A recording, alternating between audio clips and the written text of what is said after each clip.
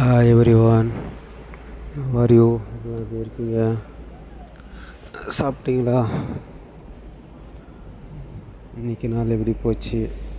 உங்களுக்காக சின்னதாக ஒரு ஸ்டோரி ஒன்று, கோபத்தோடைய கதை சொல்லலான்ட்டு இருக்கேன். என்னன்னாக்கா, ஒரு மகன் தந்தை அவனுடைய மகனுக்கு அதிகமான கோபம் வருது. அப்போ தந்தை சொல்கிறாரு, மகனே, உனக்கு கோபம் வரும்போதெல்லாம் என்ன பண்ணு, வீட்டுக்கு பின்னாடி வீட்டுக்கு பின்னாடி செவரில் ஆணி அடி. கோவம் இன்றைக்கெலாம் ஒரு 45 ஆணிக்கிட்ட தராரு. இப்போல்லாம் கோவம் வருது, தினைக்கும் அந்த வீட்டுக்கு பின்னாடி போய் அடி கோபத்துக்கேற்ற மாதிரி ஆணி அடிச்சுக்கோ அப்படின்றாரு. அதாவது ஒரு நாள் 10, ஒரு நாள் 5, ஒரு நாள் 7, இந்த மாதிரி 45 ஆணிக்கிட்ட மொத்தமாக அடிச்சிடுறாரு.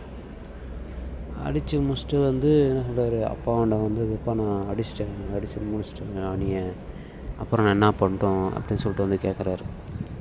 அப்பா என்ன சொல்கிறாரு, உனக்கு எப்பெல்லாம் கோவம் வரலையோ, நீ நார்மலாக எப்போ இருக்கியோ அந்த டைம் ஒவ்வொரு ஆணியாக போய் நீ பிடுங்கு அப்படி சொல்லி அவள் ஒவ்வொரு ஆணியாக வராத பிறகு இதே மாதிரி 2 மாதம் கிட்ட ஆகிடுது பிடுங்கிறதுக்கு. ஏன்னா கோவம் வராதப்போ தானே பிடுங்க சொன்னார். மேக்ஸிமம் கோவம் வருது, வராதப்போ போய் பிடுங்குறாரு. பிடுங்கிட்டு போயிட்டு, அப்பா நான் பாருங்கள் எல்லா ஆணியும் அடிச்சுட்டேன், கோவம் வரும்போது கோவம் வராதப்போ பிடுங்கிட்டேன், வந்து பாருங்கள் அப்படின்னு சொல்லிட்டு சொல்கிறாரு. அப்பா கொண்டு போய் பின்னாடி போய் பார்க்கும்போது, சரிப்பா எல்லாம் ஆணிலாம் அடித்த பிடுங்கிட்ட, ஓகே, எல்லாம் செவரு ஃபுல்லாக ஓட்டியாக இருக்கு, அது எப்படி அடைப்ப அப்படின்னு கேட்குறாரு. இதில் என்ன உங்களுக்கு நான் சொல்ல வரேனாக்கா, ஒருத்தங்களை நம்ம திட்டிட்டு சாரி கேட்டுடலாம். ஆனால் நம்ம திட்டினது இல்லைன்னு ஆகிடுமா?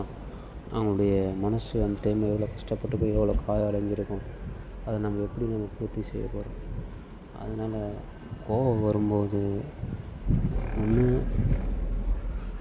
அந்த இடத்த விட்டு நகர்ந்துருங்க, இல்லையா அந்த மாதிரி சூழ்நிலையில் நீங்கள் மாட்டிக்காதீங்க. முடிஞ்ச அளவுக்கு ஒரு கோவம் ஒரு மனுஷனை எந்த அளவுக்கு கொண்டு போகணும்னு சொன்னாக்கா, கோவம் எந்த ஒரு விஷயத்துக்கும் நஷ்டத்தை தான் விளைவிக்கும். கோவத்தை கொண்டு ஒரு லாபம் யாருமே அடைஞ்சதில்லை, பொறுமையை கொண்டு தான் லாபம் அடைஞ்சிருக்காங்க.